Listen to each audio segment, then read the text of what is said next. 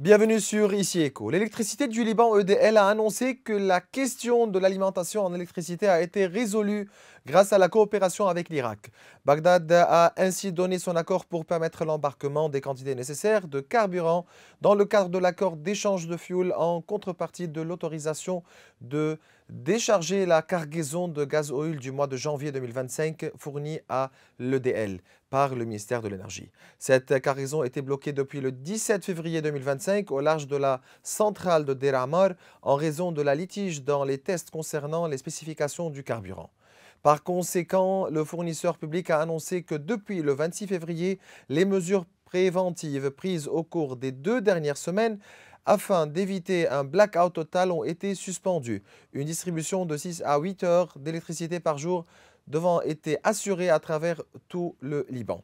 D'autre part, le président du syndicat des importateurs de produits alimentaires, Hani Borsaleh, a rassuré les Libanais en confirmant que toutes les denrées alimentaires sont disponibles en grande quantité, bien au-delà des besoins des Libanais et des touristes pendant ce mois. Il a précisé que les importateurs libanais ont diversifié leurs sources d'approvisionnement, offrant ainsi aux consommateurs de nombreuses options pour chaque produit, adaptés à leur goût et à leur budget.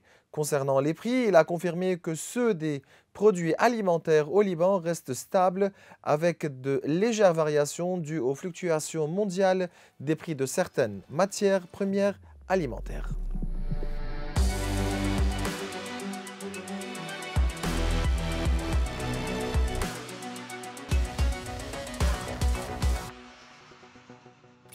Durant cet épisode, je reçois le professeur Fouad Zmekhoul, qui est le président de la faculté de gestion et de management à l'université Saint-Joseph-UAJ et président du mouvement international des chefs d'entreprise libanais Midel, avec qui on discute à propos de la déclaration ministérielle, à propos des enjeux politiques et économiques, des défis rencontrés par le gouvernement du président Nawaf Salam et des priorités à prendre en compte. C'est toujours un plaisir de vous recevoir, professeur Zmekhoul. Merci Maurice, tout est un plaisir d'être avec toi et surtout qu'on était là la dernière fois, c'était sous les bombes, sous les obus et voilà, on vient avec un vent d'optimisme et de positivisme. Avez-vous eu la chance de suivre la séance de discussion de la déclaration ministérielle ? J'ai suivi une partie, on ne va pas dire qu'on a tout suivi, j'ai suivi une partie et le reste sur les réseaux sociaux. En tout cas, c'était une séance démocratique, ce qu'on veut, avec des discours de toutes parts.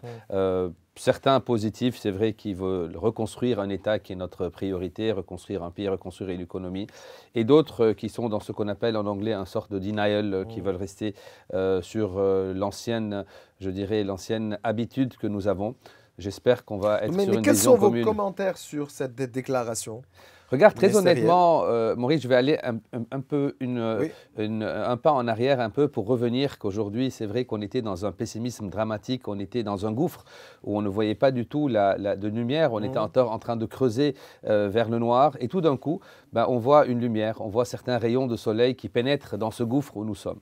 Ça ne veut pas dire qu'on est sorti du gouffre. Donc aujourd'hui, on est toujours dans le trou, je vais dire, sauf qu'on regarde vers le ciel, on voit certaines lueurs d'espoir, on voit des rayons de soleil qui jaillissent.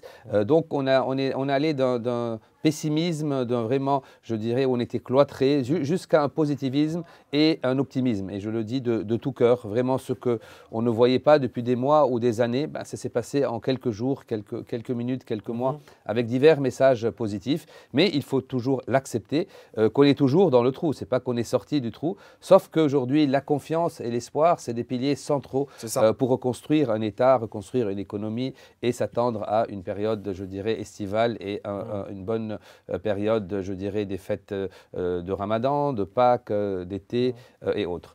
La déclaration ministérielle, c'est une déclaration ministérielle qu'on attend depuis des années. Je pourrais la qualifier d'une des meilleures déclarations qu'on a vues depuis les derniers ministères, je dirais. Donc c'est une déclaration aujourd'hui qui est très proche de nos aspirations, spécifiquement économiques, qui parle de rebâtir un État, qui parle de recommencer les négociations avec le Fonds monétaire, d'une restructuration de la dette, d'une croissance, d'élections.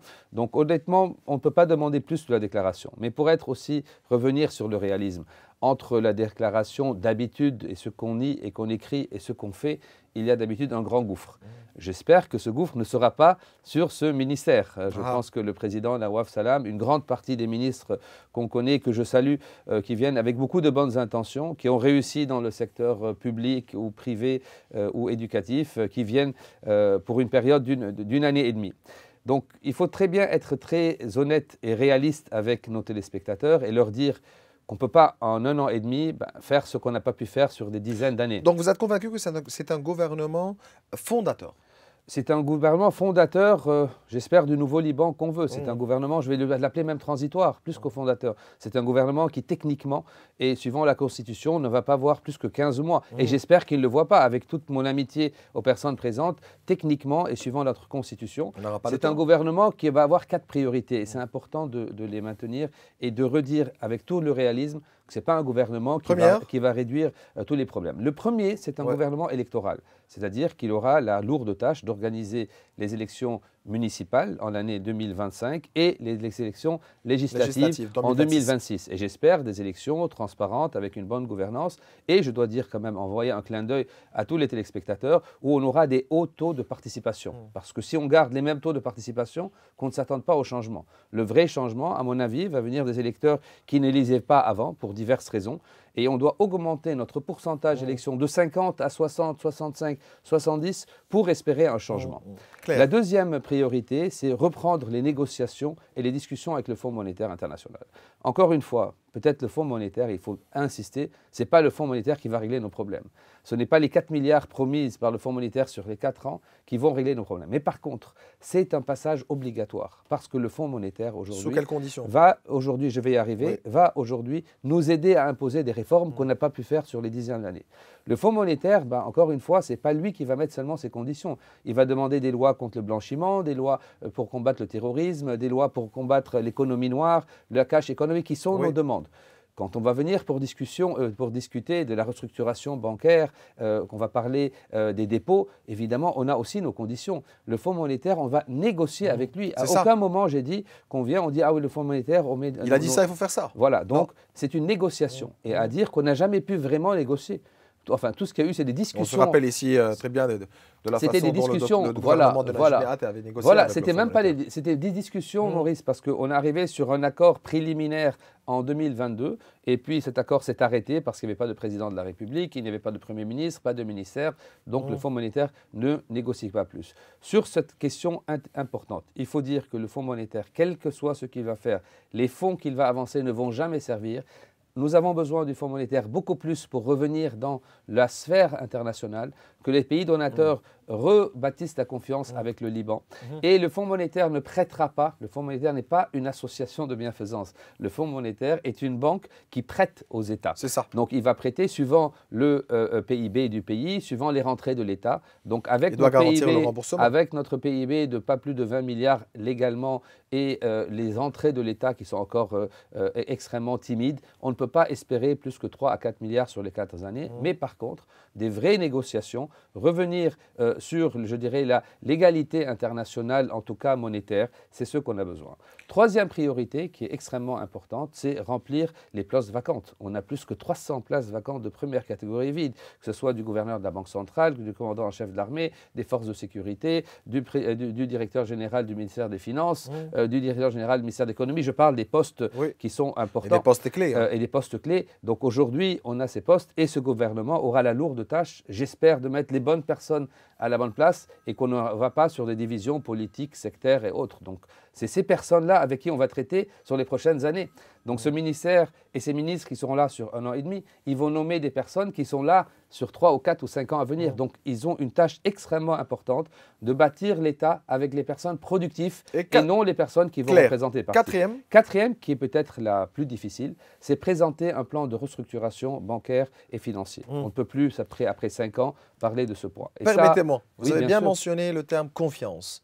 Donc un État est fort dans la mesure où il regagne la confiance des citoyens. Sans redressement du secteur bancaire, il n'y aura pas d'investissement, donc et par conséquent pas de dépôt. D'où la nécessité de restructurer les banques et de renforcer la confiance en elles, car elles constituent un pilier fondamental de la croissance économique du pays, en plus de travailler sérieusement sur l'indépendance de la justice. Donc, le clé de toute solution réside dans dans le rétablissement de la confiance. Or, il n'y a pas de confiance sans réforme, sans décision politique, etc.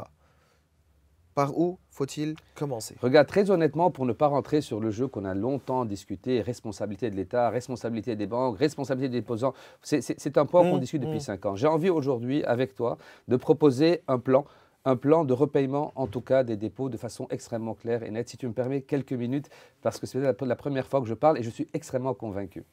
D'abord, il faut que les téléspectateurs savent qu'aujourd'hui, nous avons, en tant que garantie à la Banque centrale, on a dépassé les 37 milliards. 37 milliards de dollars, c'est pas petit.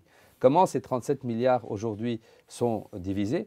Nous avons 10 milliards 350 millions en cash que le gouverneur par intérim et la Banque centrale a pu aujourd'hui avoir, en tout cas en réserve, ce qui est un point et ça a été légalement dit. Et nous avons les réserves en or qui sont arrivées aujourd'hui jusqu'à une valorisation de 27 milliards. Donc 27 milliards en or, 10 milliards en cash, ça nous fait 37 milliards, qui est le double de notre économie. Il n'y a pas un pays au monde, ou un pays en tout cas, on va dire, à défaut comme le Liban, qui a des réserves qui sont le double de son PIB, carrément le double du PIB si on va sur un PIB de 18 à 19 milliards. La question, aujourd'hui, qu'est-ce qu'il faut faire? Il faut injecter de l'argent dans le système. Injecter. Comment l'injecter? Aujourd'hui, je vais aller sur la question de l'or, bien que je serai attaqué à la minute où je vais parler. L'or valait en 2019 15 milliards de dollars. Et on a eu en tout cas l'audit de Marcel Avirez qui comptait, on a la fameuse photo, les réserves en or, et qui a pu sortir un rapport que l'or valait en 2019-2020 15 milliards de dollars. L'or a fait un net bond et aujourd'hui la valeur, sans rien faire, on a une valorisation de 27 milliards. Ce que je propose au gouvernement, c'est dire, on ne va pas toucher au capital, pour moi qu'il est 15 milliards. Mais par contre, les 12 milliards de bénéfices sur ces 5 années où les Libanais ont perdu leur argent, ont été en train de vendre leurs dollars à 15 000 et autres, je dis c'est leur droit qu'une partie de ce bénéfice leur revienne, du bénéfice. Donc ce que je propose au gouvernement, c'est vendre la moitié du bénéfice. Je redis, la moitié du bénéfice en or. Si le bénéfice est évalué à 12 milliards, j'espère que la Banque centrale, à travers le gouvernement, pourra vendre 6 milliards de dollars en cash et rendre une partie des petits déposants. Je dis une partie, qui peuvent aller entre 100, 200, 300 000 si on fait les comptes. Cet argent va être injecté dans le système, donc il va ramener un certain pouvoir d'achat aux petits, moyens déposants. Une petite parenthèse, ça ne veut pas dire que le grand déposant n'est pas méritant. Au contraire, le grand déposant qui a gagné son argent, c'est une autre paire de manches, mais on ne peut pas régler tout le problème.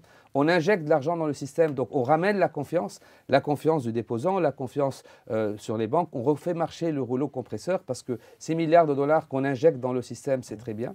Ça ne veut pas dire que les banques n'ont pas une responsabilité, mais ils peuvent aussi participer. Donc je vais dire en chiffres, si on vend 6 milliards d'or et les banques participent sur une première année à 1 ou 2 milliards, je dis bien, commence à participer, ça veut dire que j'ai injecté dans mon système 8 milliards de dollars sur un an, sur 12 mois. Mais suite à une restructuration du secteur. Mais bien sûr, attendez, mais ça va partir oui, ça va être en parallèle. Ça marche en parallèle. Parce que si je vais restructurer le secteur comme je suis, je suis négatif sur négatif, Maurice.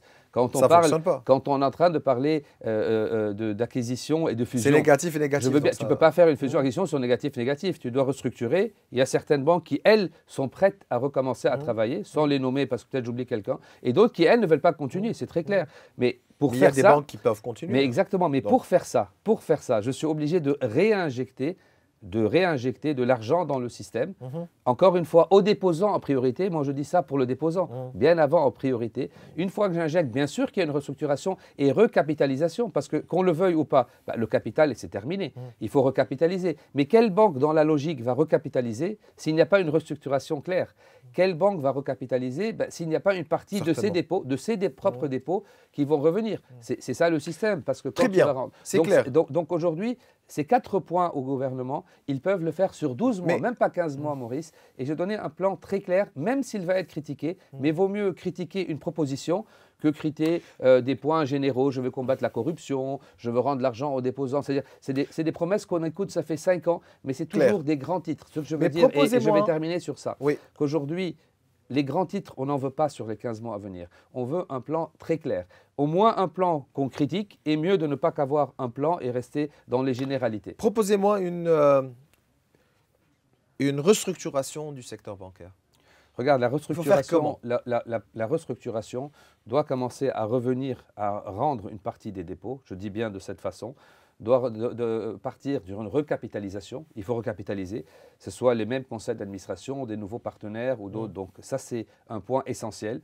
Et bien sûr, on va parler sur un nouveau secteur bancaire qui n'est plus le même. Quand je dis nouveau, quand on parle de digital banking, on parle de banques virtuelles. N'oubliez pas qu'on est en train de parler de nouvelles banques mondialement. Les banques qu'on a connues il y a 5 ans, c'est vrai que le Liban est resté dans le gouffre, mais les banques internationales ont changé de la donne. On parle de banques d'investissement, c'est-à-dire on parle d'un nouveau système.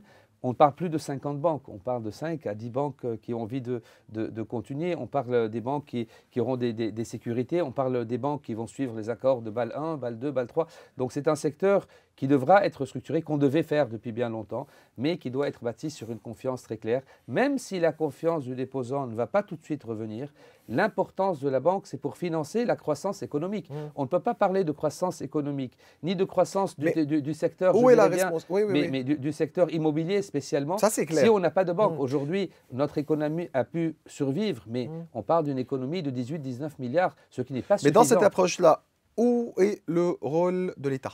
Ben, écoutez, l'État, c'est le régulateur. Attendez, l'État et la Banque centrale. Au niveau des responsabilités évidemment, aussi. mais c'est un régulateur. Alors, où est la responsabilité de l'État? Ben, déjà, quand je dis qu'ils vendent une partie de l'or et des bénéfices, c'est qu'ils prennent une partie de la responsabilité. Attendez, donc je redis. D'abord, cet or, il faut revenir. Ben, il n'appartient pas à l'État, il appartient aux déposants et à la population. Les réserves de la Banque centrale, c'est des réserves pour protéger le déposant et protéger le pays. Donc, ça n'appartient pas ni au gouvernement ni à des personnes.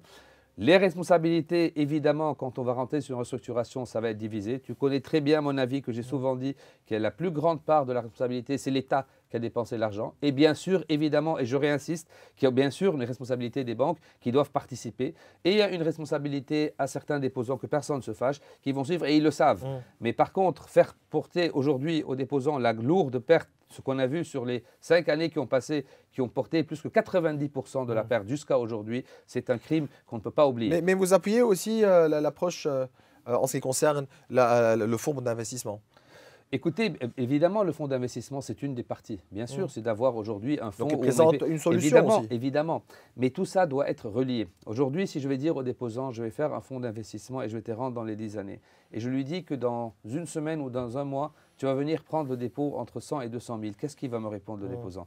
Aujourd'hui, les déposants où le Libanais a perdu toute confiance dans son État, il a perdu confiance dans les banques, etc. Il faut l'accepter. Je suis obligé de remettre de l'argent dans le système et ensuite tous les plans vont se suivre. Mais si on va rester à promettre des poissons dans l'espace, je pense qu'on sera toujours dans le même point. Donc j'ai voulu donner des points très pratiques qui peuvent être réglés sur les 12 à 15 mois. Et je redis, si on aurait parlé d'un gouvernement qui est là pour les 5 ans, j'aurais parlé d'autre chose. Donc, ce gouvernement-là aura la lourde tâche d'aller sur ce qu'on appelle des short wins, c'est-à-dire des gains rapides. Et j'ai bien divisé les tâches et préparé le terrain pour un prochain gouvernement dans 1 an et demi avec un nouveau Parlement. J'espère du changement. Et là, on va bâtir, bien sûr, un plan à court, moyen et long terme.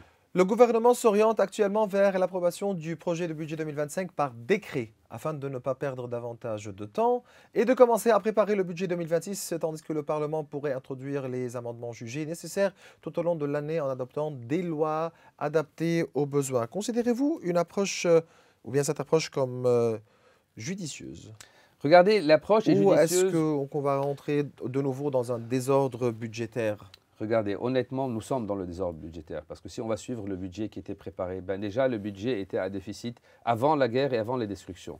Si je veux venir dire, je vais ajouter un budget et parler de reconstruction dans le budget, techniquement, ce n'est pas faisable. Je vais mettre à côté les promesses. Aujourd'hui, dans un budget qu'on préparait bien avant la guerre, bien avant les 15 milliards d'après la Banque mondiale, on n'arrivait pas à joindre les deux bouts. On allait sur un budget qui était une surtaxation sur une partie de la population, tout en rappelant qu'il y a une partie qui paye et une autre partie qui ne paye pas. Ben aujourd'hui, il y aura plus de gens qui ne payent pas parce qu'il y a de la destruction, ce que je comprends, une économie complètement délabrée. Aujourd'hui, ce budget tout seul, il ne peut pas du tout régler le problème. Et je vais parler un petit point sur la reconstruction. Suivant la Banque mondiale, les derniers chiffres, on parle de 15 milliards de dollars de reconstruction. qu'on le veuille ou pas, avec tout ce qu'on veut, et j'aimerais aujourd'hui reconstruire, il y a deux grandes conditions pour la reconstruction. La première, reconstruire sans avoir une stabilité à long terme, je vous en supplie qu'on ne reconstruise pas. Que ce soit une maison ou une vitre ou une pierre. Si on va reconstruire pour redétruire dans 2 ans ou 3 ans ou 10 ans, encore une fois, c'est de l'argent jeté par la fenêtre. Que ce soit même du propriétaire de la maison, ou que ce soit de l'État, ou que ce soit des pays donateurs. Reconstruire sans avoir une vraie stabilité. J'appelle stabilité parce que si je vais parler des grands noms, je vais dire paix ou autre, je serai encore plus attaqué. Je vais appeler stabilité. Stabilité à travers les Nations Unies, évidemment. Stabilité avec les Nations Unies qui va stabiliser toutes nos frontières et surtout la partie sud du Liban parce que c'est le droit de nos compatriotes libanais de vivre en paix et de reconstruire leur maison une fois pour toutes. Donc ça, c'est la première condition de la reconstruction. La deuxième, reconstruire sur une taxation, malheureusement, nous ne pouvons pas. Ni l'économie peut, ni le contribuable peut. Donc je veux bien taxer pour faire une réforme spécifique, mais taxer pour reconstruire, ça va être compliqué parce que l'argent n'est pas là. Troisième point, est-ce que l'État a les moyens de reconstruire? J'aurais aimé qu'il ait, mais il n'a pas les moyens. La reconstruction ne se fera que par des aides extérieures. C'est très clair, c'est très net. Ce n'est pas une volonté. J'aurais aimé pouvoir la faire personnellement, mais c'est un point. Pour avoir les fonds pour reconstruire, je reviens, on est obligé de faire les réformes, on est obligé d'avoir le fonds monétaire, on est obligé d'avoir les pays donateurs, on est obligé de suivre la structure régionale, internationale. C'est une obligation. Sinon, si on veut faire cavalier tout seul, dire écoutez, on va continuer à combattre les astres et faire cavalier tout seul, peut-être, mais on ne fera plus partie de cette grande réforme. Je vais clôturer parce que tu es en train de sourire. Je vais dire un point, je suis extrêmement positif. Je suis positif parce qu'on a repris espoir. Je suis positif parce qu'on a devant nous quand même un changement qu'on a attendu depuis des années. Un changement peut-être qu'on ne va pas prendre de grands crédits. Un changement régional, du changement de régime en Syrie, des changements internationaux, j'espère de la paix entre l'Ukraine et la Russie. Donc on a des grands changements dans le monde. On a un alignement Il faut profiter de ces changements-là. On a un alignement de planètes qu'on n'a pas vu depuis une cinquantaine d'années. Cet alignement de planètes, pour une fois, peut servir au Liban. Si on prend cette occasion, j'espère qu'on ne sera pas les champions des occasions manquées. Je vois très bien que c'est la fin des guerres du Moyen-Orient, ce qu'on voit, à tort ou à raison, qui a gagné, qui a perdu. Aujourd'hui, ces grands changements, on ne les a jamais eus. Ils sont devant nous. On a une opportunité en or de bâtir une vision stratégique uniquement libanaise, de rebâtir l'économie, uniquement sur la fin du mois, je parle du mois de Ramadan et des fêtes de Pâques, on va voir la reprise du tourisme. Simplement, en été, on peut s'attendre à 3 à 4 milliards de l'été, sans parler des fêtes de fin d'année, sans parler de l'investissement. Donc, regardez les chances que nous avons devant nous. Espérons aujourd'hui qu'on va en profiter sur une vision libanaise en priorité et économique. Fouad Mekhoul, je vous remercie. Merci à toi. Bien voilà, mes chers téléspectateurs, nous arrivons à la fin de cette émission. Vous pouvez revoir tous nos épisodes sur les réseaux sociaux. Au revoir.